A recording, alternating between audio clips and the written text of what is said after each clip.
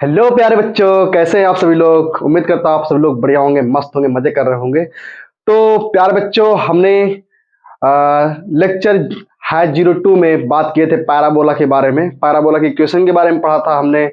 और और बहुत सारी चीजें उसके बारे में पढ़ा था, लेकिन हमारा कुछ पार्ट छूट गया था जो कि बहुत ही इंपॉर्टेंट है। आज हम उस पार्ट को लेकर के आए हैं, उसी पैराबोला से संबंधित है। तो आज हम पैराबोला के बारे में बात करेंगे। Tangential equation of the parabola and point of the contact. ये बहुत ही इंपॉर्टेंट टॉपिक है, तो आज हम इसके बारे में बात करेंगे। तो हेलो दोस्तों, मेरा नाम है रमेश कुमार और हमारा और आपका प्यारा सा छोटा सा खूबसूरत सा चैनल गिनतारा ज्ञान में आप सभी का स्वागत है। तो दोस्तों, अगर आपने हमारे चैनल को अभी तक सब्सक्राइब नहीं किया तो प्लीज सब्सक्राइब कर दीजिए, सब्सक्राइब राइट नाउ। चलिए तो स्टार्ट करते हैं। तो सबसे पहले जो हम बात बताने जा रहे हैं, ये लेक्चर है 02 से संबंधित है। अगर आपने अभी तक हमारे वीडियो लेक्चर है 02 को नहीं देखा है तो प्लीज उसको जाकर के देखिए, और इसका लिंक डिस्क्रिप्शन में मिल जाएगा। तो उसको जरूर देख लें, क्योंकि उसको बिना देखे आपको जो मैं समझाने जा रहा हूं ये बिल्कुल भी समझ में नहीं आएगा।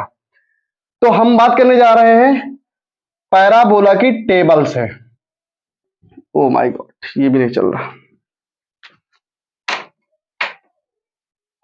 हाँ, तो हम टेबल की बात करने जा रहे हैं। इन्हें सबको ठंडी लग गई क्या?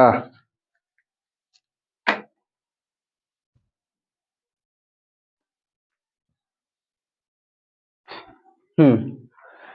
तो टेबल में हमने क्या पढ़ा था? Coordinate of vertex.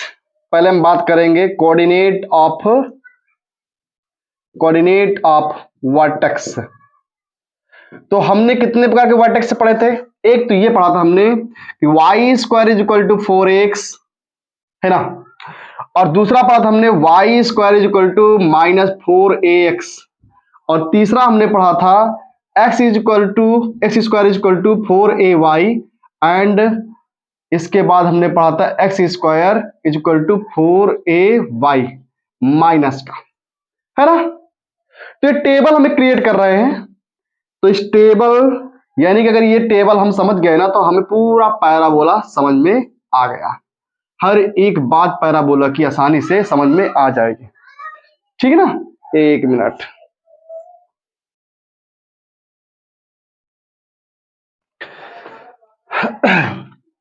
तो हमने इसके बारे में बात किया था, और इसका जो ग्राफ था ना वो कुछ इस प्रकार से हमने पढ़ा था कि एक डायरेक्ट्रिक्स था और ये इसका ग्राफ कुछ ऐसा था। उसी जगह इसके जो ग्राफ था, डायरेक्ट्रिक्स इसकी क्या थी, ये इस प्रकार से था, और इसकी जो डायरेक्ट्रिक्स थी ना पैराबोला के पीछे थी। तो ये था एक्स एक्सिस में, अलोंग एक्स एक्सिस इसका पैराबोला बनेगा। और इसके बाद इसका जो ग्राफ था वो कुछ ऐसे था कि डायरेक्ट्रिक्स नीचे थी और पैराबोला अपवर्ड जा रहा था। और इसका जो ग्राफ था वो कुछ ऐसे था कि डायरेक्ट्रिक्स जो थी ऊपर थी और जो पैराबोला था डाउनवर्ड अलोंग वाई एक्सिस बन रहा था। तो अलोंग ये वाई एक्सिस था पैराबोला, ठीक है। तो ये था हमारा अपवर्ड अलोंग वाई एक्सिस, और ये था डाउनवर्ड अलोंग वाई एक्सिस। ये था हमारा along x axis right side, और ये था along x axis left side, ठीक है। तो हमने पढ़ा इसके कोऑर्डिनेट ऑफ वर्टेक्स। जब इस प्रकार की इक्वेशन आएगी तब ऐसा इसका ग्राफ बनेगा, जब ऐसी इक्वेशन आएगी इसका ग्राफ ऐसा बनेगा, और जब ऐसी इक्वेशन आएगी तो इस ग्राफ ऐसा बनेगा, और जब ऐसी इक्वेशन आएगी तब ग्राफ ऐसा बनेगा, है ना।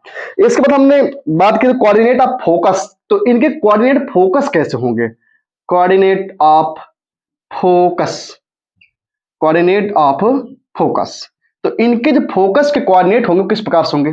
तो ये हमारा जो इसमें ए है ना, ये कोऑर्डिनेट, इसका जो ए है यानी कि ऑरिजिन से इसकी जो डिस्टेंस है फोकस की वो कैसी पॉजिटिव है। तो इसका जो पॉइंट है किस में होगा? अलोंग एक्स एक्सिस होगा, एक्स एक्सिस पर इसका फोकस होगा। तो इसको लिखेंगे a,0, है ना। ये कितना हो जाएगा? ऐसे ही हो जाएगा -a,0, क्योंकि ये भी एक्स में होगा।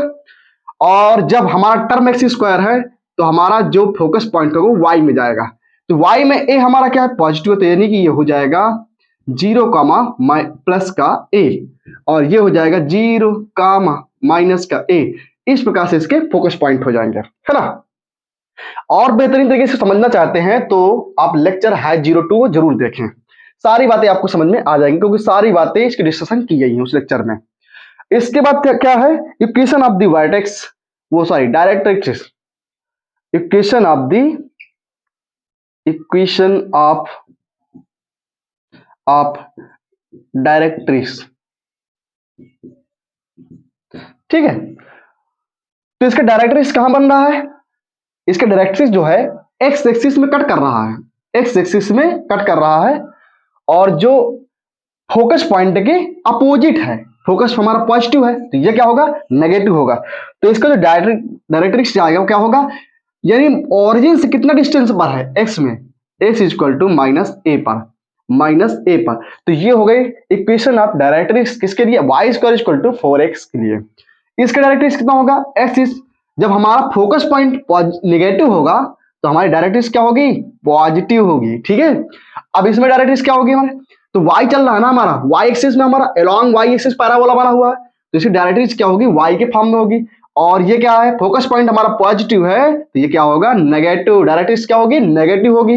अब इसमें क्या है हमारा डायरेक्ट्रिक्स, यानी फोकस पॉइंट क्या है, फोकस पॉइंट हमारा अलोंग y एक्सिस है, नेगेटिव है, इसका मतलब डायरेक्ट्रिक्स क्या होगी, पॉजिटिव होगी। तो प्यारे बच्चों क्या आप इतना समझ चुके हैं।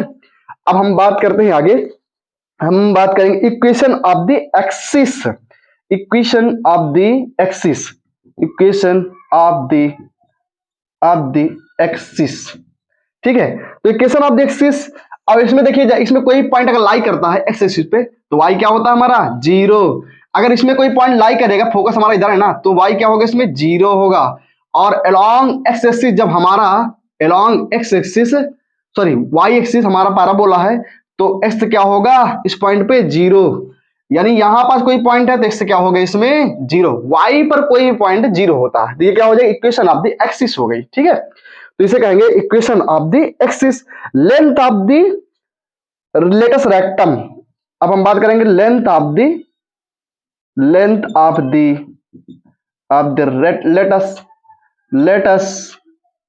रेक्टम, लेटस रेक्टम, ठीक है। तो ये तो सबके लिए फिक्स है, हमने लेक्चर है 02 में इसको सिद्ध किया था कि length of the latus rectum of any parabola तो क्या होगी, 4a, यानी कि टोटल डिपेंड करता है किस पर, फोकस डिस्टेंस पर। जितनी फोकस डिस्टेंस होगी उसके 4 गुना होगा, 4 टाइम्स होगा लेटस रेक्टम। तो ये भी 4a हो गया, ये भी 4a हो जाएगा, और ये भी 4a हो जाएगा, ठीक है। ये फिक्स है, लेटस रेक्टम किसी पैराबोला का फिक्स होता है, 4a होगा।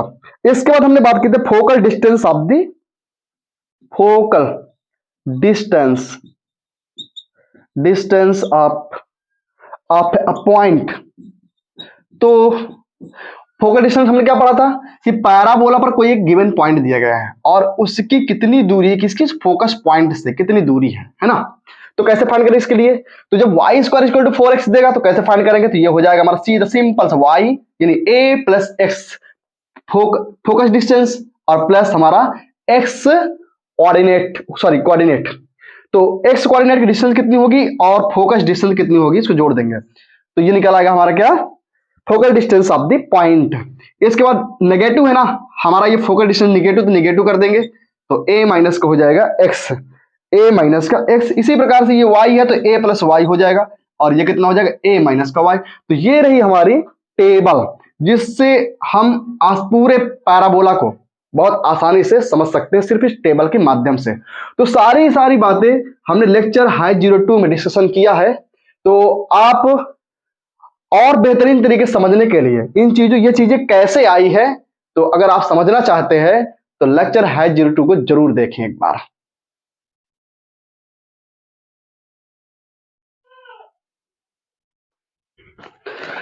तो अब हम पढ़ने जा रहे हैं कि general equation of the parabola, general equation of the parabola when its focus, directrix and eccentricity are the given, ठीक है।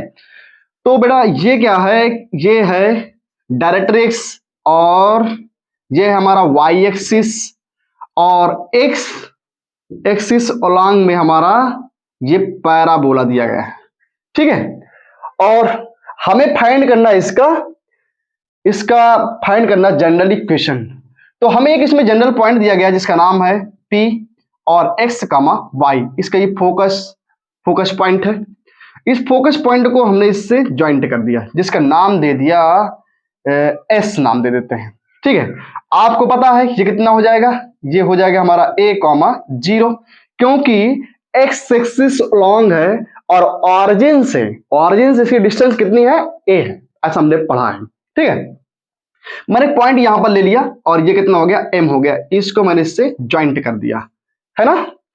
तो इसको जब मैंने इसे ज्वाइंट कर दिया तो एक बात बेटा समझिएगा कि जो ये random point of the parabola और फोकस पॉइंट की जो बीच की दूरी है ना, कितनी होगी, ये हो जाएगी एसपी, ठीक है। और बराबर हो जाएगी किसके, ये बराबर हो जाएगी डायरेक्ट्रिक्स पॉइंट और रैंडम पॉइंट के बीच की दूरी के बराबर। तो कितना हो जाएगा, ये pm, ठीक। अब समझिएगा, अगर हम इसमें इसेंट्रिसिटी भी इंटू करवा दें, इसेंट्रिसिटी अगर इंटू करवा दें तो क्या होगा, तब भी इनकी दोनों की डिस्टेंस बराबर होगी। क्योंकि बेटा मैंने पिछले वाले लेक्चर में आपको बताया था कि eccentricity of any parabola, eccentricity of the parabola always equal to कितनी होती है, 1। तो इसमें कोई फर्क ही नहीं पड़ेगा, तो ये कितनी हो जाएगी, 1। तो यानी स्पी इक्वल टू फिर से क्या आ गया, pm हो गया, ठीक है। अब हमें फाइंड करना है कि डायरेक्ट्रिक्स, तो डायरेक्ट्रिक्स मान लीजिए बेटा कि डायरेक्ट्रिक्स मान लीजिए, कभी कभी क्वेश्चन ये आता है कि डायरेक्ट्रिक्स की इक्वेशन दी जाती है और आपको दिया जाएगा random point of the parabola और इसके बाद फोकस डिस्टेंस दी जाएगी। अब आपसे कहा जाएगा कि जनरल इक्वेशन फाइंड करें, पैराबोला की जनरल इक्वेशन फाइंड करें, तब तो बड़ा ही मुश्किल हो जाएगा, लेकिन मुश्किल कुछ भी नहीं है। आप समझिए जरा, ये मान लीजिए डायरेक्ट्रिक्स हमारा दिया गया ना, इसकी इक्वेशन दी गई है ax प्लस का by प्लस c, और आपको पता है कि कोई भी जो लाइन होती है ना, एक लाइन की जो इक्वेशन होती है इसी फॉर्म में होती है ना, क्योंकि मैक्सिमम डिग्री जो होती है ना वेरिएबल की वो होती है 1, मैक्सिमम डिग्री ऑफ वेरिएबल कितनी होती है, 1। तो इसकी जो मैक्सिमम डिग्री कितनी है, 1 है वेरिएबल की, और y कितनी डिग्री है, 1 है। तो ये क्या फॉर्म करेगी, तो ये किसी लाइन की इक्वेशन है, तो लाइन की इक्वेशन हमेशा इसी फॉर्म में पाई जाएगी, है ना। तो ये हो गई डायरेक्ट्रिक्स की इक्वेशन। तो हमें डायरेक्ट्रिक्स दिया गया है, रैंडम पॉइंट दिया गया है और फोकस ऑफ द पॉइंट और इसेंट्रिसिटी दी गई है।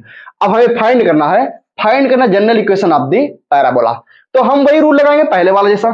तो मैंने बेटा क्या किया कि मुझे मान लीजिए कि मुझे फोकस पॉइंट नहीं पता है, अब वो तो क्वेश्चन में देगा ना कि फोकस पॉइंट कैसा आएगा, तो क्या करेंगे, इस फोकस पॉइंट को थोड़ी देर के लिए मैंने मान लिया कि ये अल्फा इंटू बीटा दिया गया है, ठीक है, ये अल्फा इंटू बीटा दिया गया है।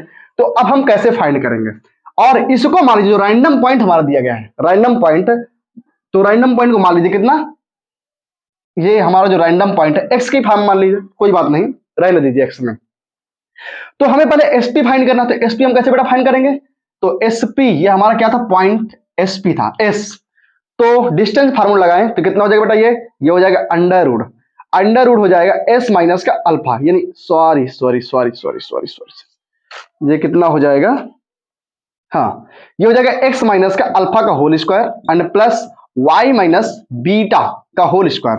यहां से यहां तक की डिस्टेंस बेटा फाइंड करेंगे, तो 2 पॉइंट की डिस्टेंस हम कैसे फाइंड किए थे, ध्यान आया ना आपको कि 2 गिवन पॉइंट अगर हमको दिए गए हैं और उनके बीच का डिस्टेंस फाइंड करना चाहते हैं तो उनके लिए ये फार्मूला था, इज इक्वल टू कितना हो जाएगा बेटा, तो ये एक पॉइंट दिया गया है और एक पॉइंट ये दिया गया है, ये पॉइंट हम कैसे मानेंगे, तो ये पॉइंट की बात हम बेटा करेंगे। अब समझिएगा, तो मैंने आपको बताया था कि जो ये पॉइंट है ना, ये जो लाइन है ना, परपेंडिकुलर किस पर, डायरेक्ट्रिक्स पर, मैंने बताया था ना ऐसा, हाँ। तो ये जो डायरेक्ट्रिक्स है ना, डायरेक्ट्रिक्स पर ये लाइन है परपेंडिकुलर, तो समझिएगा जरा। तो मैंने क्या किया, ये हमारा हो गया डायरेक्ट्रिक्स, ठीक है, ये हमारा डायरेक्ट्रिक्स हो गया, और ये बेटा हमारी हो गई लाइन, ये हो गया हमारा, ये हो गया m और ये हो गया p, ठीक है, इस प्रकार से ये परपेंडिकुलर है। तो ये है हमारा क्या, x given point X Y है, और ये हमारा डायरेक्ट्रिक्स। तो समझिए बेटा, अगर हमें एक लाइन दी गई है, एक लाइन दी गई है और उस पर परपेंडिकुलर डिस्टेंस पर एक पॉइंट है, परपेंडिकुलर डिस्टेंस पर एक पॉइंट है, तो हम इस डिस्टेंस को कैसे फाइंड करते हैं, इस डिस्टेंस को कैसे फाइंड करेंगे? तो बेटा इसके लिए एक यूनिक फार्मूला है इस डिस्टेंस को फाइंड करने के लिए। अगर ये पॉइंट है और ये परपेंडिकुलर डिस्टेंस है तभी ये फार्मूला अप्लाई होगा। अगर ये परपेंडिकुलर यानी कि इस पर क्या है, ये परपेंडिकुलर मींस लंबवत है तो बेटा इसके लिए फार्मूला क्या होगा? इसके लिए फार्मूला होगा, तो आपको पता ना ये बराबर है ना इसके, ये बराबर है इसके, तो मैंने मान लिया कि इसकी डिस्टेंस कितनी होगी बेटा, इसकी डिस्टेंस होगी मान लिया डी, होगी ना डी। तो अब समझिएगा, तो अगर एक डायरेक्ट्रिक्स यानी एक लाइन दी गई है और लाइन की इक्वेशन दी गई है क्या, a x plus b y plus c, कुल मिलाकर के ऐसी उसकी इक्वेशन दी गई है, लाइन की इक्वेशन डी गई है। अब हमें एक पॉइंट और एक लाइन की इक्वेशन से कैसे इसके बीच की डिस्टेंस फाइंड करेंगे, है ना? तो बहुत ही सिंपल है। तो डी को कैसे फाइंड करेंगे? तो बहुत ही सिंपल बेटा। तो सबसे पहले क्या करेंगे, हमें सबसे पहले करना क्या है कि मुझे इसका अंडर रूट हटाना है। तो क्या करेंगे, ये हो जाएगा एक्स माइनस का अल्फा का whole square plus Y minus beta का होल स्क्वायर, और ये हो जाएगा डी स्क्वायर। मैंने बोथ साइड स्क्वायर कर दिया। अब क्या करेंगे बेटा, तो डी की डिस्टेंस कैसे फाइंड करेंगे? तो इस डिस्टेंस को फाइंड करेंगे कैसे? सिंपल सी बात है कि a x plus b y plus c, उस इक्वेशन को बेटा रख दो ऊपर, और क्या करेंगे, एक्स एंड वाई के जो कोफिशिएंट है उनको अंडर रूट में कर देंगे ए स्क्वायर प्लस बी स्क्वायर। क्या सभी को समझ में आ गया ये? तो हमें एक लाइन है और एक लाइन पर उसके बाहर एक पॉइंट है और उस पॉइंट से उस लाइन पर परपेंडिकुलर डिस्टेंस निकालनी है। तो कैसे करेंगे, उस लाइन की रख दीजिए इक्वेशन ऊपर और अपान में कर दीजिए एक्स एंड वाई के कोएफिशिएंट का स्क्वायर का सम, ठीक है? तो ये हो गई इसके डिस्टेंस। तो आप क्या करेंगे बेटा, इसमें रख देते हैं इसको, तो ये हो जाएगा एक्स माइनस का अल्फा का whole square plus Y minus beta का होल स्क्वायर इक्वल टू, इसको रख देंगे बेटा इसमें, कितना हो जाएगा a x plus b y plus c, और अपान में under root a square plus b square का होल स्क्वायर, ठीक है? अब एक बात और समझिएगा, तो ये हो गई हमारी जनरल इक्वेशन, ठीक है? अभी हम एक क्वेश्चन से आपको बताएंगे, अभी हम एक क्वेश्चन करेंगे, आपको बताएंगे पूरा, ठीक है? तो ये हो गई हमारी जनरल इक्वेशन, ठीक है? ये हो गई। प्यारे बच्चों, ये क्वेश्चन दिया है एक, find the equation of the parabola, focus is -3, 2 and directrix x plus y is equal to 4। दिया ना वैसा क्वेश्चन? तो find the equation of the parabola, उस पैराबोला की इक्वेशन फाइंड कीजिए जिसका फोकस है -3, 2 एंड डायरेक्ट्रिक्स इज है x plus y is equal to 4। तो क्या दिया है, ये है एक डायरेक्ट्रिक्स जिसकी इक्वेशन दी गई बेटा x plus y is equal to 4, है ना? तो ये x plus y is equal to 4 है। तो इसको कंपेयर कर लेते हैं किससे, ax plus b y plus c से। तो हमारा c इधर था तो c को उधर लाएंगे, तो ये हो जाएगा कितना बेटा, ये x प्लस वाई और ये माइनस का हो जाएगा 4 इज इक्वल टू 0। तो हमने कंपेयर कर लिया उससे, है ना? हमने कंपेयर कर लिया। अब हमारा ये हो गया वाई एक्सिस, वाई एक्सिस, और इसके बाद ये हो गया हमारा पैराबोला, ये हो गया पैराबोला, और इसका फोकस पॉइंट जो दिया गया कितना, -3, 2, ये -3, 2 दिया गया है। अब क्या करेंगे बेटा, समझिएगा। तो हमने क्या पढ़ा था अभी, फार्मूला किसका, कि जब डायरेक्ट्रिक्स दिया गया, डायरेक्ट्रिक्स की इक्वेशन दी गई हो और उसका फोकस पॉइंट दिया गया हो, तो कैसे हम उस पैराबोला की इक्वेशन फाइंड करेंगे। तो ये हमने पढ़ा था x माइनस का अल्फा का whole square plus y minus beta का होल स्क्वायर इक्वल टू, हमने ये पढ़ा था कि ax plus b y plus c upon में under root a square plus b square का होल स्क्वायर। ये पढ़े थे ना कि जब डायरेक्ट्रिक्स की इक्वेशन दी गई हो और पैराबोला का फोकस पॉइंट दिया गया हो तो इस फार्मूले को यूज करेंगे। तो समझिएगा, सबसे बड़ा पहले कंपेयर करते हैं कि हमारा a कितना दिया गया है। इस डायरेक्ट्रिक्स की इक्वेशन में हमारा a कितना है, 1 है, यानी coefficient of x, coefficient a मतलब है कोएफिशिएंट ऑफ x, है ना?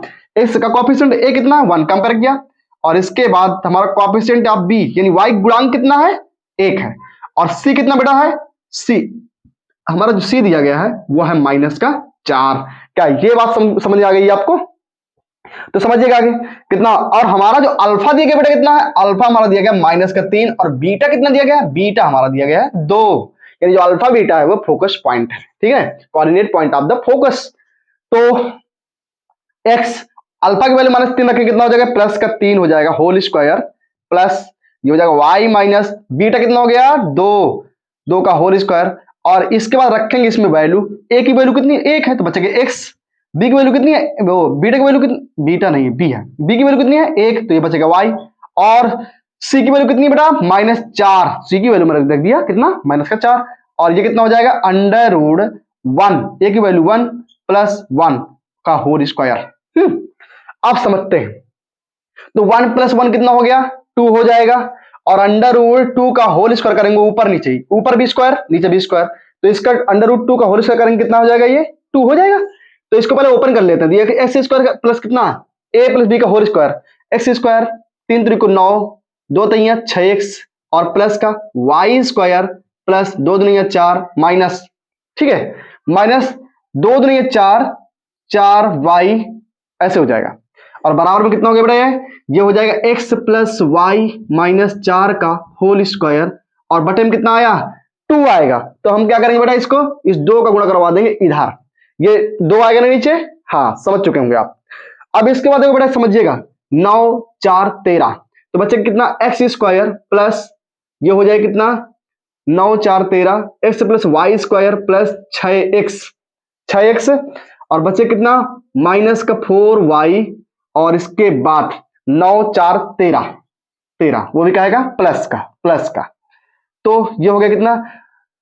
तो अब क्या करेंगे, ये हो गया हमारा ट्वाइस लगा हुआ है। अब इसके बाद इसको बेटा एक्सपैंड करेंगे, तो आपने पढ़ाओगे फार्मूला a + b + c का होल स्क्वायर, तो ये हो जाएगा x² प्लस y² प्लस 4 × 4 = 16, फिर इसके बाद कितना होगा प्लस का 2ab मतलब 2xy, तो अब बेटा इसको समझ चुके होंगे, इसको हटा दे रहा हूं, तो 2xy, इसके बाद 2ab 2bc, तो bc हमारा c क्या है नेगेटिव है ना, तो माइनस का हो जाएगा 2, यानी 2 चौको 8, 2 चौको 8 कितना हो जाएगा y, अब इसके माइनस का 2 चौको फिर से 8, तो ये हो जाएगा 8x।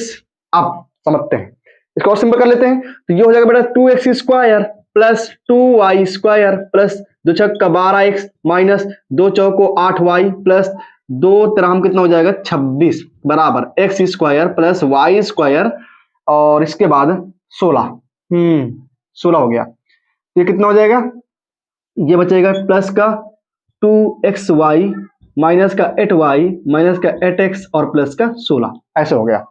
तो क्या करेंगे, इसको बेटा इधर लाओ, x² को x इधर लाओ, कितना इससे घट जाएगा 2x² से, तो बचेगा x², फिर 2y² से y² घटेगा कितना बचेगा y², 12x और इधर माइनस का 8x कितना हो जाएगा बेटा प्लस का 20x, और इसके बाद इधर कितना है माइनस का 8y, इधर कितना -8y, दोनों हो गए बेटा कैंसिल, प्लस में आएगा था। अब इसके बाद कितना है, ये 16 ये 26, तो 16 26 कितना बचेगा, पहले इसको लाते हैं, माइनस का 2xy हो जाएगा माइनस का 2xy, और इसके बाद ये बचेगा कितना 16, इधर 26 है, कितना बचेगा 16 26 निकल गया, कितना बचेगा 10 प्लस का 10 और बराबर में हो गया 0। ये इस प्रकार से इतना आ गया। तो प्यारे बच्चों, ये जो इक्वेशन आई है ना पैराबोला की, इसे ही हम क्या कहते हैं, इसे ही कहते हैं Cartesian equation of the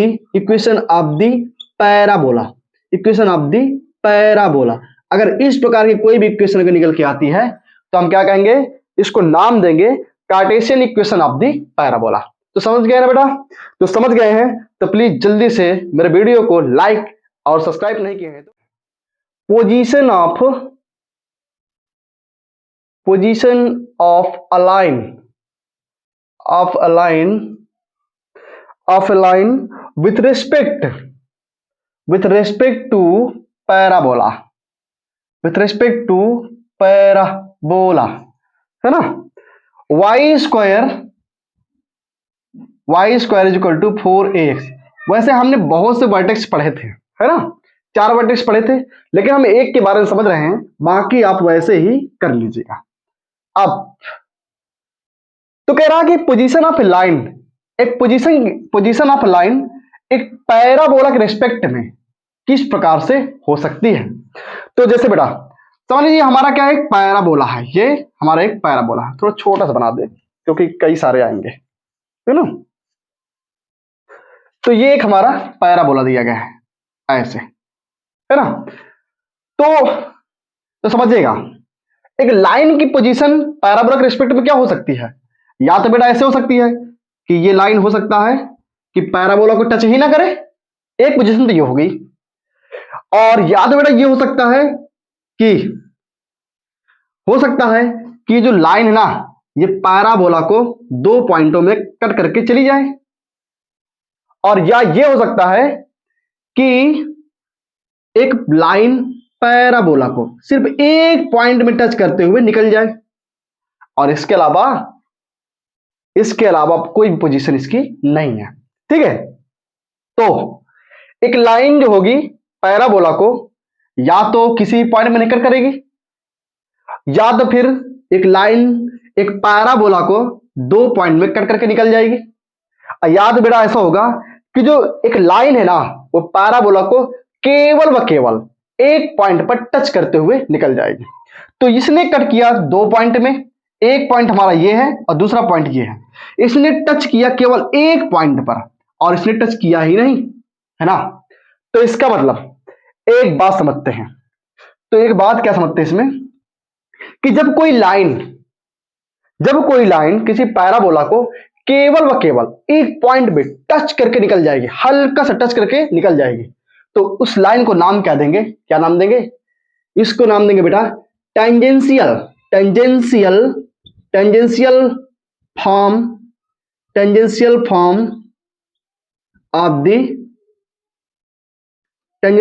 of a line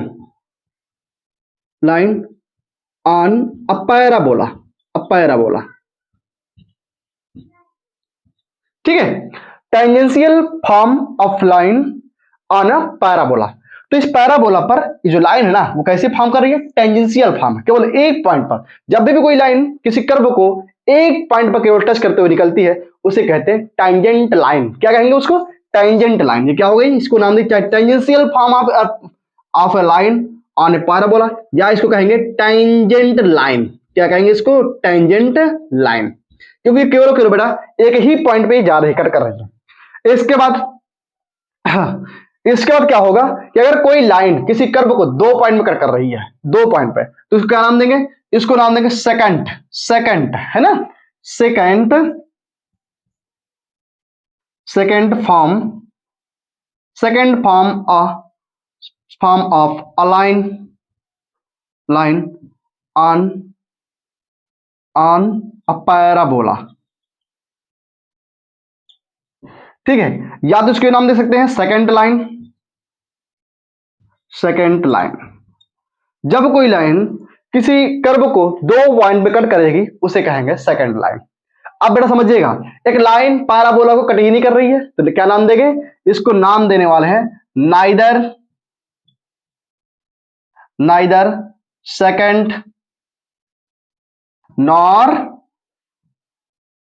ठीक है, नेदर सेकंड नॉर टेंजेंट। ना तो ये लाइन सेकंड है और ना ही टेंजेंट है, क्योंकि ये लाइन किसी पॉइंट को टच ही नहीं कर रही है। ये दो पॉइंट में टच कर रही है, इसे सेकंड कहा गया, और जो एक पॉइंट में टच किया उसको कहा जाएगा टेंजेंट ऑफ द लाइन, ठीक है। तो समझ में आ गया होगा। अब हम बात करते हैं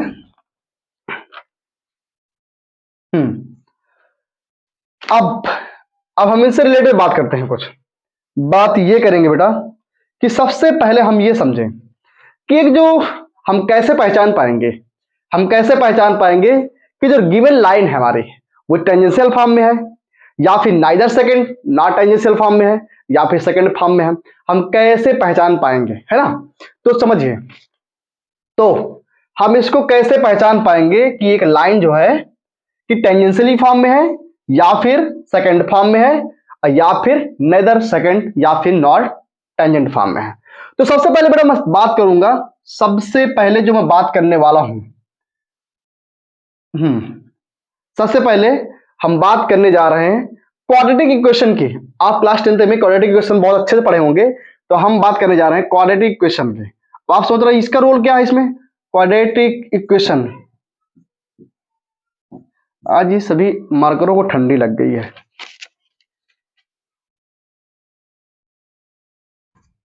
हाँ, तो क्वाड्रेटिक इक्वेशन जो थी ना, हमने ये पढ़ा था कि क्वाड्रेटिक इक्वेशन जो फॉर्म होता है a x square plus b x और plus C,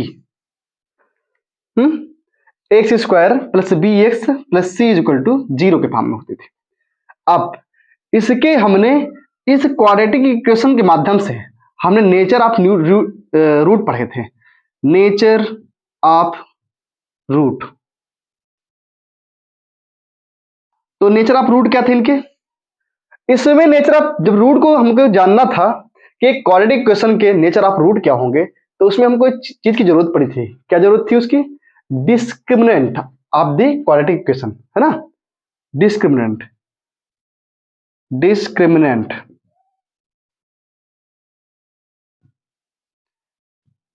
discriminant of the quadratic equation. तो हम जब उस इक्वेशन का डिस्क्रिमिनेंट फाइंड करते थे तो हमको पता चलता था कि इस क्वाड्रेटिक इक्वेशन के रूट कैसे होंगे, है ना। तो समझिएगा, तो डिस्क्रिमिनेंट क्या था क्वाड्रेटिक इक्वेशन का, कि D square, sorry D is equal to b square, इसको कैपिटल नाम दे दें, ए इसका नाम दे दें बी और इसका नाम दे दें सी, ठीक है।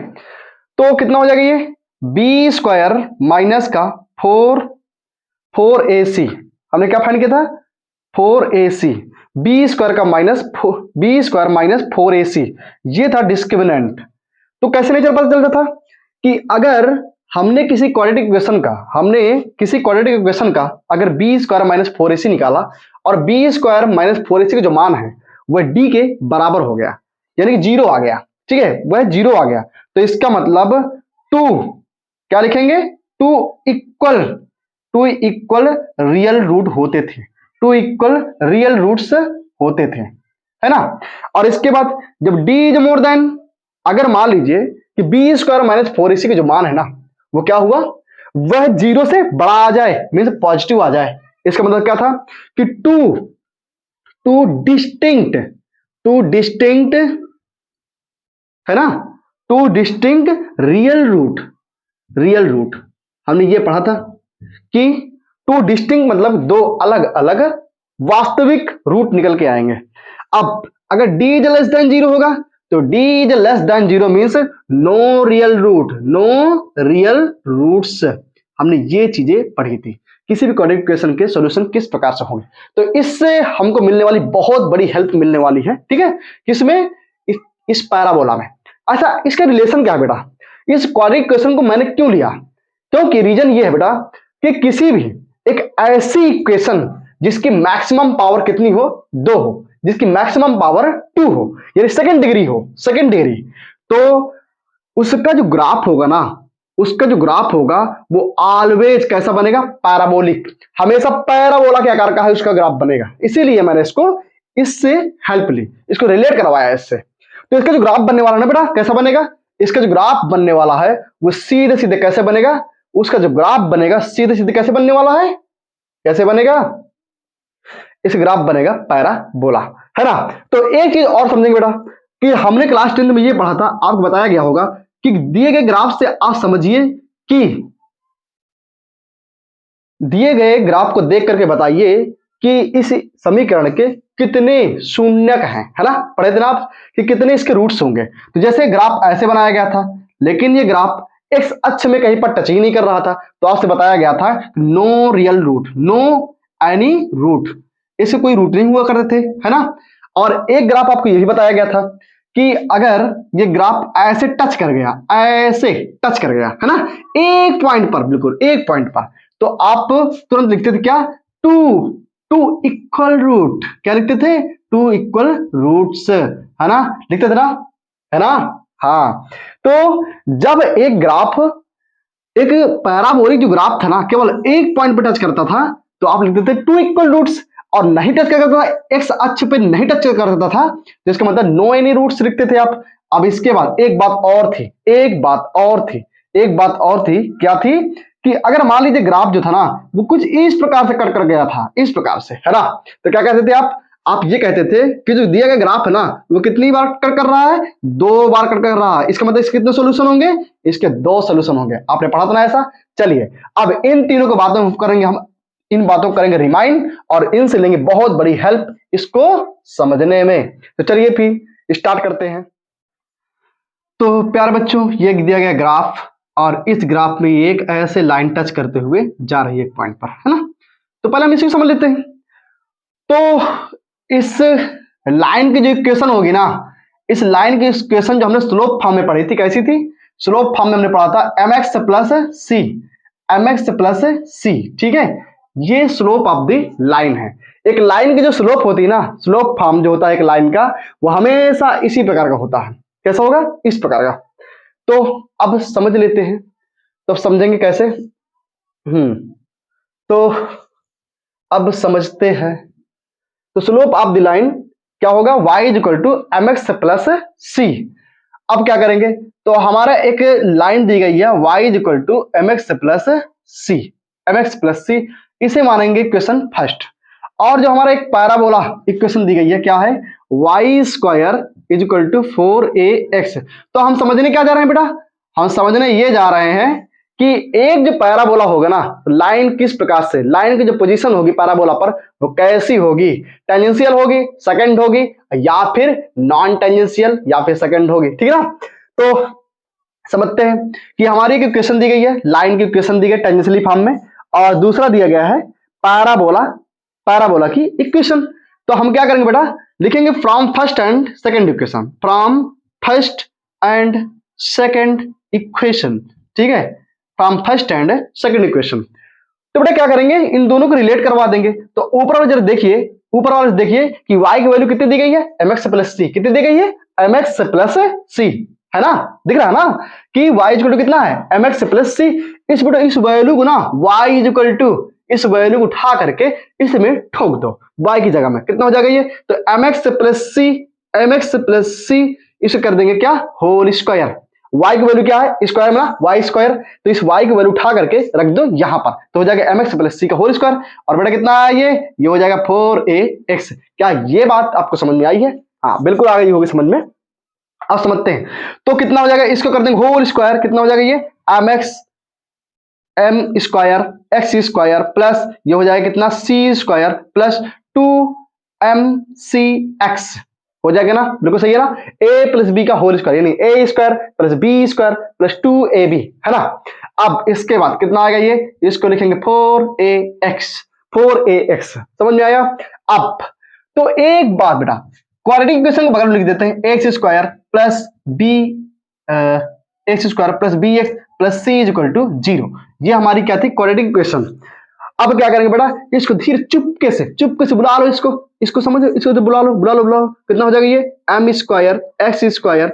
अब दोनों बेटा एक्स लगा हुआ, सिंगल एक्स है ना, 1 डिग्री वाला एक्स लगा हुआ है, तो क्या करेंगे, इसको इधर बुला लो, तो ये प्लस का बचे कितना 2mc, और इसके बाद माइनस का 4a, और इस दोनों के एक्स का बेटा, जो दोनों में एक्स लगा हुआ ना, इसको कॉमन ले लेते हैं, और ये जो हमारा एक्स एंड ये नॉन एक्स वाली वैल्यू है ना, कांस्टेंट वैल्यू, इसको कर देंगे सी स्क्वायर बाहर, कितना हो गया 0, ऐसे हो गया, ठीक है। जरा इसमें देखिएगा कि एक तो इसमें दिया एक्स स्क्वायर टर्म, और एक दिया गया एक्स टर्म, और दूसरा टर्म क्या दिया गया, नॉन एक्स टर्म। तो इसमें देखते हैं एक्स स्क्वायर टर्म वाला कितना है, एक्स स्क्वायर टर्म वाला कोएफिशिएंट कितना है, एम स्क्वायर, मतलब इसको रिलेट कर देते हैं किससे, ये हो जाएगा a is equal to m square. ये भी क्वाड्रेटिक इक्वेशन बन रही है ना, देख लो ये एक्स स्क्वायर एक्स सी, ये भी क्या है, क्वाड्रेटिक इक्वेशन ही बन रही है। तो अब क्या करेंगे, तो हमारा b कितना हो जाएगा बेटा, b हो जाएगा हमारा 2mc माइनस 4a, और इसके बाद हमारा c कितना हो जाएगा, capital C is equal to हो जाएगा स्मॉल c स्क्वायर, है ना, इतना हो गया। अब हमको एक बात ध्यान में आ रही है, क्या ध्यान में आ रही है, क्या समझ में आ रहा है हमको बेटा समझ में ये आ रहा है कि इसका हम क्यों ना डिस्क्रिमिनेंट फाइंड कर लें। तो हमने जो भी ग्राफ बताया था ना क्वाड्रेटिक वाले, तो हमको समझ में आ जाएगा उससे। तो क्या समझ में आएगा, समझिएगा। अगर अगर अगर अगर अगर कि डी, हाँ हम डी फाइंड करते हैं, बी स्क्वायर माइनस का 4ac, मतलब बी स्क्वायर माइनस का 4ac फाइंड कर लेते हैं। तो कितना आ जाएगा बेटा ये, तो कितना आ जाएगा समझ लेते हैं। तो पहले इसमें रखते हैं बी की वैल्यू, तो बी की वैल्यू कितनी हो जाएगी 2mc माइनस का 4a का होल स्क्वायर, इतना हो गया। अब इसके बाद कितना हो जाएगा बेटा, तो बी स्क्वायर और माइनस कितना हो जाएगा माइनस का 4, और ए की वैल्यू कितनी दी गई है, ए की वैल्यू दी गई है एम स्क्वायर, और इसके बाद सी हमारा कितना दी गया है, सी तो हमारा सी स्क्वायर ही है। तो क्या ये समझ में आया बेटा, तो ये समझ में आ गया होगा आई होप सभी को। तो कितना हो जाएगा ये, अब इसको एक्सपांड कर देते हैं, कितना हो जाएगा, दो दुनिया चार, 4m स्क्वायर और सी स्क्वायर प्लस का 4 चौको 16 ए स्क्वायर और माइनस का दो दुनिया चार, 4 चौको 16, 16 एम सी ए, ठीक है, m c a equal to कितना हो जाएगा ये, सॉरी माइनस का, माइनस कितना है 4m स्क्वायर सी स्क्वायर। तो बेटा ये दोनों दोनों हो गए कैंसिल, एक दूसरे से हो गए कैंसिल, तो बचेगा हमारा कितना 16 ए स्क्वायर माइनस का 16 m c a equal to कितना हो गया 0, ठीक है। ये कितना हो गया, इसको मान लेते हैं कि इस पॉइंट के लिए, तो ये कितना हो जाएगा 0 हो गया। अभी हम इसको डिस्कशन कर देंगे कि ये हमारा कितना डी आ गया, हमारा कितना 0, इतना रख देते हैं, ठीक है। अब क्या करते हैं, अब क्या करते हैं, इतना समझ लीजिए सभी लोग कि डी इक्वल टू कितना आया 16 ए स्क्वायर माइनस का 16 एम सी ए, इतना आ गया। अब हम समझते हैं कौन सा ग्राफ कैसा बनेगा। एक बात समझिए बेटा कि अगर d इक्वल टू 0 आएगा तो फिर ग्राफ कैसा बनेगा, टेंजेंशियली फॉर्म, कैसा बनेगा टेंजेंशियली फॉर्म, ये ठीक है। तो d इक्वल टू 0, अगर d इक्वल टू 0 आया तो ग्राफ कैसा बनेगा, टेंजेंशियली फॉर्म बनेगा। लेकिन कई बार क्या होगा ना कि हमें केवल इक्वेशन देगा, और केवल इक्वेशन दिया है तो इसका मतलब कि हमें उसका फाइंड करना पड़े डिस्क्रिमिनेंट। लेकिन हम ऐसा क्या करें कि जिसको तुरंत हम ऐसा कुछ कर दें कि उसको देखते ही समझ में आ जाए कि कैसी इसकी इक्वेशन है, यानी कि जो ये जो लाइन जाएगी ना इसकी पोजीशन कैसी होगी, है ना। तो एक तो फॉर्म ही हो गया d इक्वल टू 0, और दूसरा बोल रहा कि अगर पैराबोला में एक लाइन दो पॉइंट पे कट करती हुई जा रही है, इसका मतलब कि हमने ग्राफ में क्या पढ़ा था अभी कि जब d इज मोर देन 0 होगा तो इसका मतलब क्या होंगे, इसके दो रूट होंगे, रियल रूट, है ना। तो दो रियल रूट होंगे क्योंकि इसकी मैक्सिमम जो पावर कितनी है, वो कितनी है मैक्सिमम पावर 2 है, तो इसके भी दो रियल रूट निकल के आएंगे। तो ये अगर ऐसी कंडीशन होगी कि जो डिस्क्रिमिनेंट है वह 0 से बड़ा है, तब फिर हमारी जो लाइन होगी ना, पोजीशन ऑफ लाइन वो पैराबोला को दो पॉइंट्स में कट करते हुए जाएगी। और तीसरी बात बेटा ये है कि हमने पढ़ा था d is less than 0, no real root मतलब क्या था, हमने ये भी पढ़ा था कि उस बार वो x अक्ष में टच नहीं कर रहा था। x अक्ष में न टच करने का मतलब है उसका कोई रियल रूट नहीं होता है। तो इसका मतलब इसकी लाइन कैसी जाएगी, इस प्रकार से दूर से जाएगी, टच ही नहीं करेगी। तो d is less than 0, d equal to 0 और d इज मोर देन 0, ये तीन कंडीशन होगी इसकी, है ना। तो अब हम समझते हैं किसके बारे में, तो आई होप इतना सभी समझ में आ गया होगा। तो हम समझते हैं आगे, सबसे पहले हम फाइंड करते हैं बेटा इसको। अगर मान लीजिए कि हमारा d जो था ना वो कितना हो जाए 0 हो जाए, d इक्वल टू 0 हो जाए, तो क्या होगा, फिर रखेंगे 16 ए स्क्वायर माइनस का 16 m c a equal to कितना हो जाएगा 0। इसको धरे जाओ बेटा, कितना 16 ए स्क्वायर और ये हो जाएगा 16 एम सी ए। तो 16 तो निपट गए, ए से एक ए निपट गया, ए छोड़ कितना आएगा, ये हो जाएगा एम सी। मुझे फाइंड करना बेटा सी की वैल्यू कितनी हो जाएगी, सी की वैल्यू हो जाएगी ए बाई एम। एक तो बात ये हो गई बेटा। अब आगे समझते हैं और अगली कंडीशन समझते हैं कि अगर मान ये लीजिए कि अगर मान लीजिए हमारा d जो है ना वो मोर देन 0 हो जाए, इसका मतलब हमें कैसे रखना पड़ेगा इसको, ये हो जाएगा 16 ए स्क्वायर और माइनस का 16 एम सी ए मोर देन 0। ठीक है, इसको बेटा उधर ले जाओ, इसको उधर ले जाओ, कितना हो जाएगा 16a², और ये हो जाएगा मोर देन MCA, 16 MCA। ठीक है, इतना हो गया, 16 कैंसिल, a से a कैंसिल, तो a इज मोर देन कितना हो गया ये MC। हमें फाइंड करना है c की वैल्यू ना, तो c की वैल्यू तो क्या बोल रहा है, c की वैल्यू कितना हो जाएगा ये, हाँ, तो इसको बेटा इधर लाओ, तो ये हो जाएगा कितना a/m हो जाएगा, और ये मोर देन कितना c है ना। इसका मतलब बेटा ये है, सिंपल सी बात है कि जो c है ना, c जो है ना, देखो छोटा है ना किससे, a/m से, a/m से छोटा है ना। अब इसके बाद तीसरी कंडीशन बेटा समझते हैं, तीसरी कंडीशन भी समझ लेते हैं, तीसरी कंडीशन समझते हैं बेटा। अब अभी देखते हैं इनको कि इनका काम क्या है। अगर d इज लेस देन 0 होगा, d इज लेस देन 0 होगा तो कितना होगा ये, इसको लिखेंगे 16a² माइनस का 16 MCA, क्या होगा लेस देन 0, इसको फेंको उधर, कितना हो जाएगा 16a² नहीं, लेस देन 16 MCA, ऐसे तो 16 कैंसिल, a से a कैंसिल, बचे कितना a लेस देन MC, तो हमें चाहिए C चाहिए ना, तो a बेटा जो m है ना हमारा इधर आ गया बटे में, और ये ऐसे मोर देन हो गया C, ये हमें निकल के आई 3 कंडीशन है ना। तो क्या है, एक तो बेटा इससे पता चला था, अरे क्या हो गया, तो एक तो हमने डिस्क्रिमिनेंट को फाइंड करके समझा था कि जो पैराबोला की ना, जो लाइन की जो पोजीशन होगी पैराबोला पर वो किस प्रकार से होगी। अगर d इक्वल टू होगा 0 तो इसका मतलब कि टेंजेंशियली फॉर्म होगी लाइन की, है ना। और अगर d लेस देन 0 होगा, इसका मतलब d की वैल्यू अगर 0 से कम हो, नेगेटिव आ जाए, इसका मतलब कि neither second not tangential form, है ना। और d अगर मोर देन 0 हो जाए, d मोर देन 0 हो जाए, इसका मतलब कि वो लाइन जो है ना उस पैराबोला को 2 पॉइंट में कट करते हुए जाएगी, इसका मतलब सेकंड फॉर्म में जाएगी। और इससे बेहतर तरीका है, अगर मान लीजिए हमको दिया गया है एक लाइन की equation y is equal to mx plus c, ऐसे दिया गया है, और एक दिया गया हमें पैराबोला की इक्वेशन और एक लाइन की इक्वेशन दी गई है।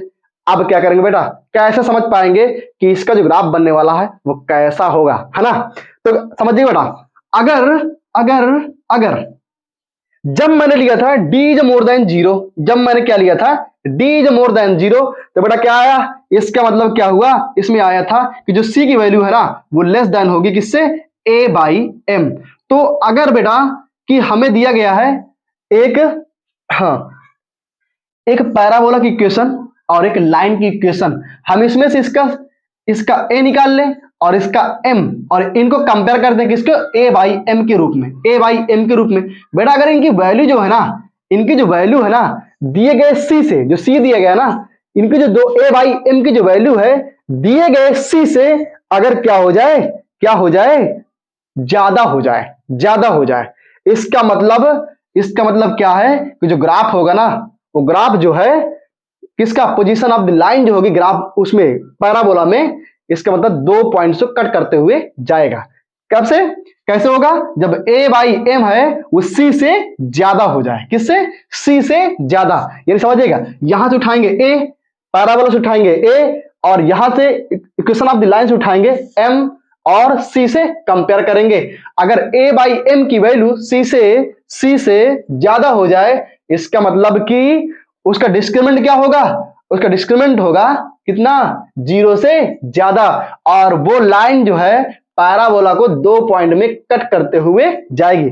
तो आई होप बेटा ये समझ में आ गया होगा, अगर समझ में आ गया तो जल्दी से वीडियो को लाइक कर दें। चलिए समझते हैं इसका सेकंड टर्म।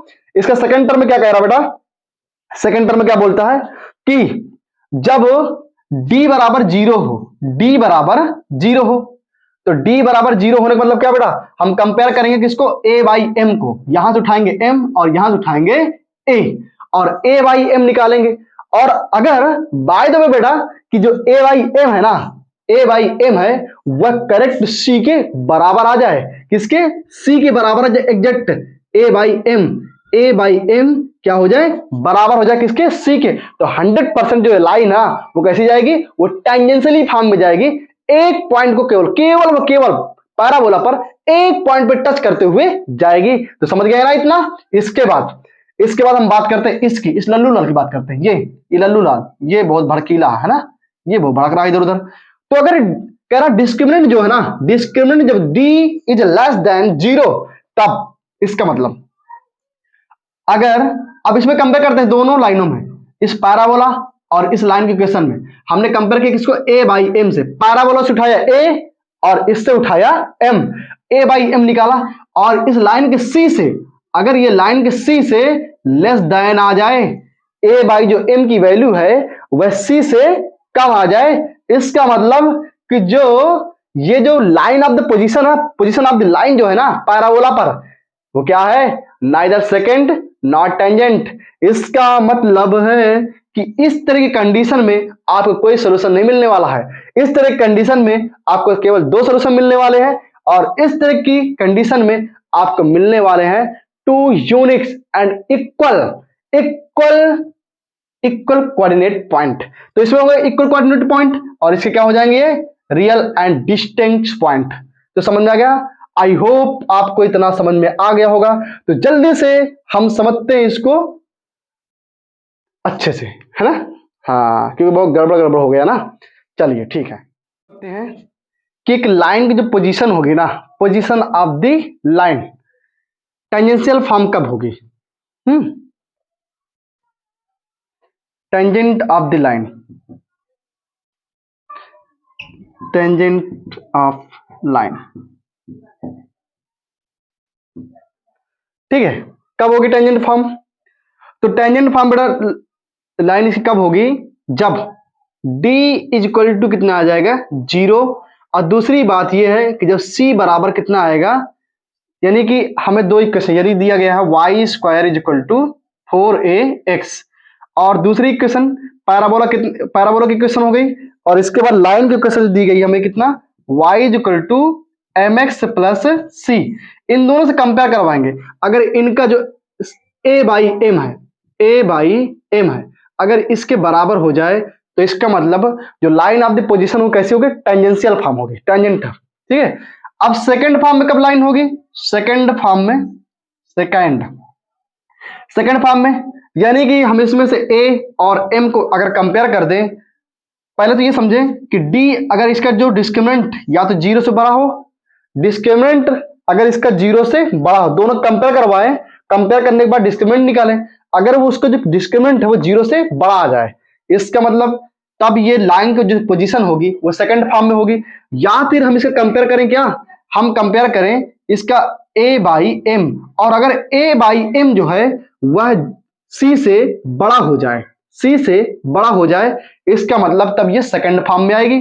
और इसके बाद अगर d इज लेस देन 0 हो, डिस्क्रिमिनेंट ऑफ द, हाँ, इन दोनों का जो कंपेयरिंग जो डिस्क्रिमिनेंट है वो 0 से कम हो, तो इसका मतलब जो पोजीशन ऑफ द लाइन होगी वह पैराबोला से दूर होते हुए जाएगी, किसी पॉइंट पे टच नहीं करेगी।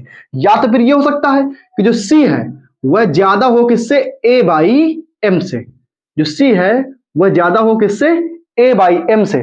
तो किसी भी क्वेश्चन को, अगर आपको पैराबोला की क्वेश्चन दी गई है y square is equal to 4ax, और इसके बाद एक लाइन की क्वेश्चन दी गई है mx प्लस c, तो यदि आपसे उसने पूछा है कि इसका डिस्क्रिमिनेंट क्या होगा और डिस्क्रिमिनेंट कैसा होगा, और या फिर ये आपसे पूछ ले कि इसका जो ग्राफ होगा, इसका जो पोजीशन ऑफ द लाइन होगी वो किस प्रकार की होगी, तो इनमें से आपको चाहिए a और इसका चाहिए m और इसके बाद इसका c। तो आपको निकालना इसमें a बाई एम, कंपेयर करवाना किससे, c से, बराबर हो तो इसका मतलब कि टेंजेंशियली फॉर्म, अगर c जो लेस देन हो a बाई एम से, इसका मतलब कि वो सेकंड फॉर्म में है। अगर c जो more than a by m से हो, इसका मतलब कि वो नाइदर सेकंड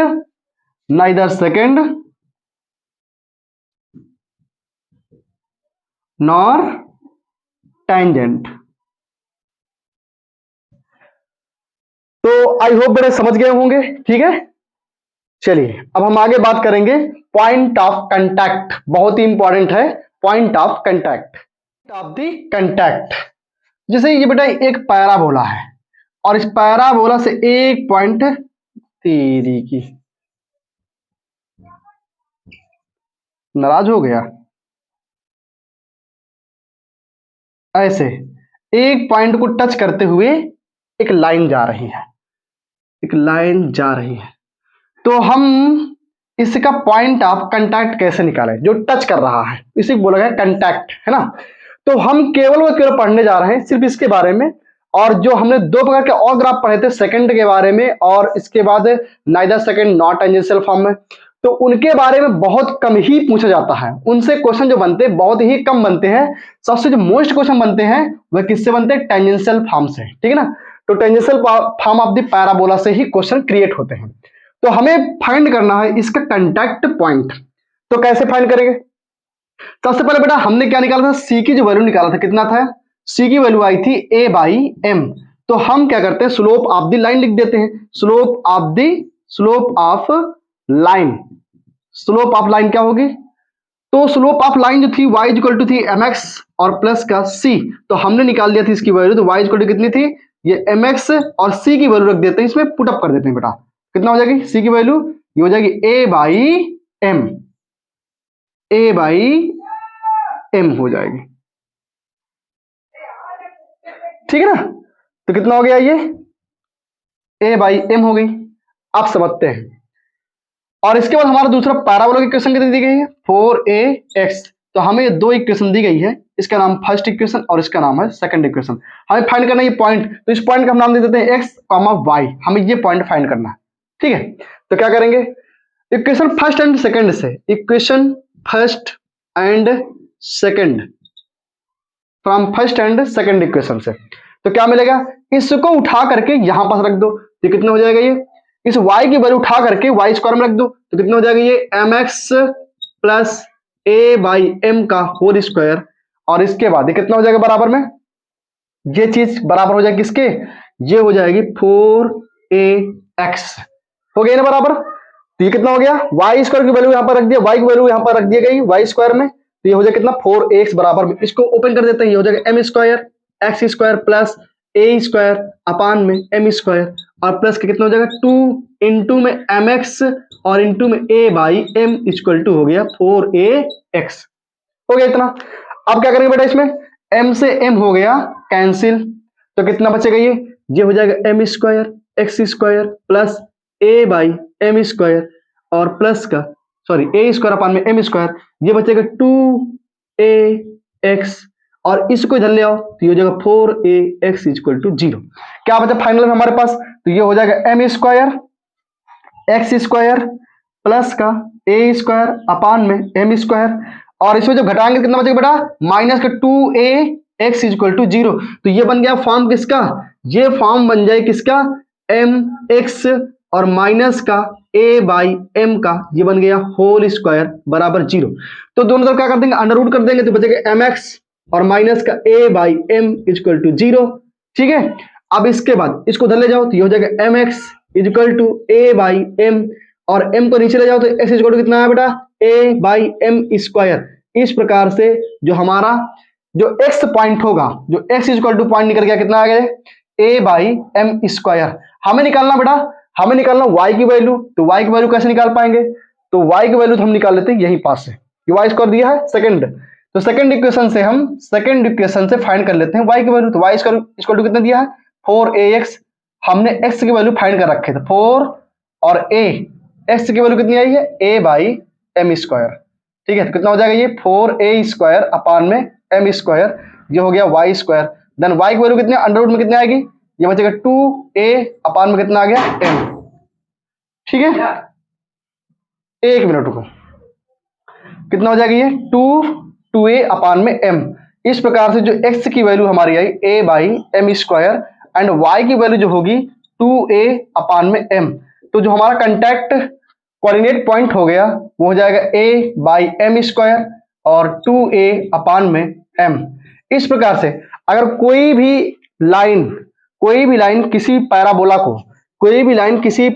को एक पॉइंट पर टच करते हुए जा रही है तो हम उसका पॉइंट आसानी से फाइंड कर सकते हैं। सीधे क्या करेंगे? इसमें से कंपेयर कर सकते हैं a की वैल्यू से, यानी a बाई एम स्क्वायर और दूसरा जो पॉइंट होगा 2a अपान में m।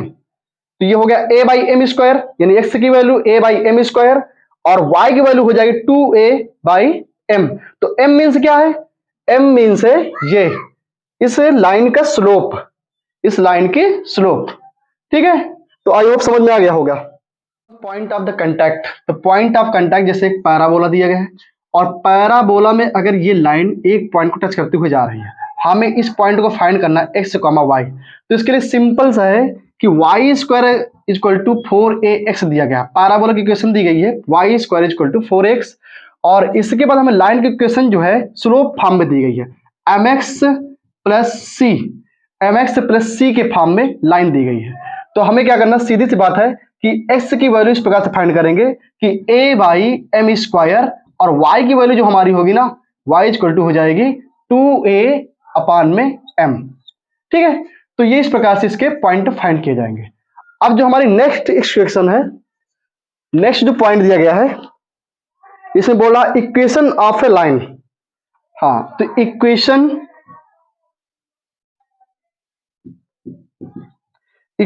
Of tangent, equation of tangent to y square is equal to 4ax at point x1 y1। अगर एक हमें पॉइंट दिया गया है,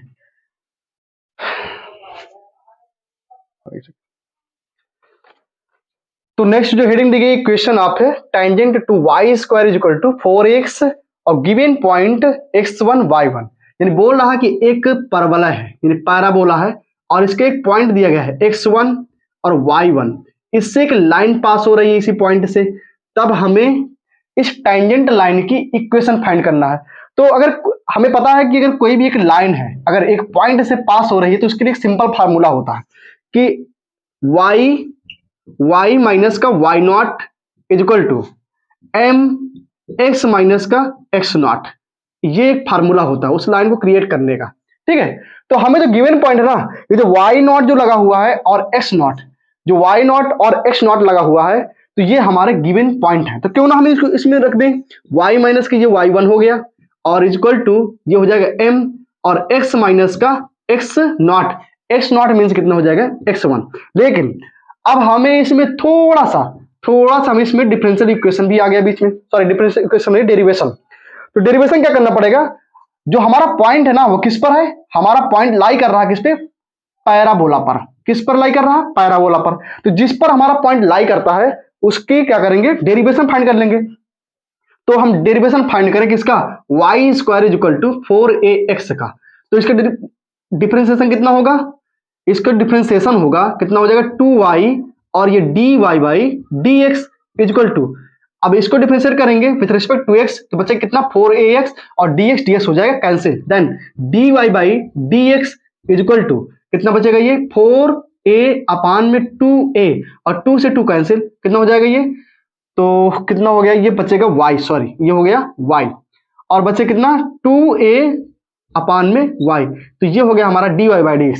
लेकिन आप नॉलेज के लिए ध्यान रखिएगा कि जो हमारा ये m जो दिया गया है ना, ये क्या है, स्लोप ऑफ द लाइन है, slope of the line, slope of the जो लाइन है वो क्या होता है, m होता है।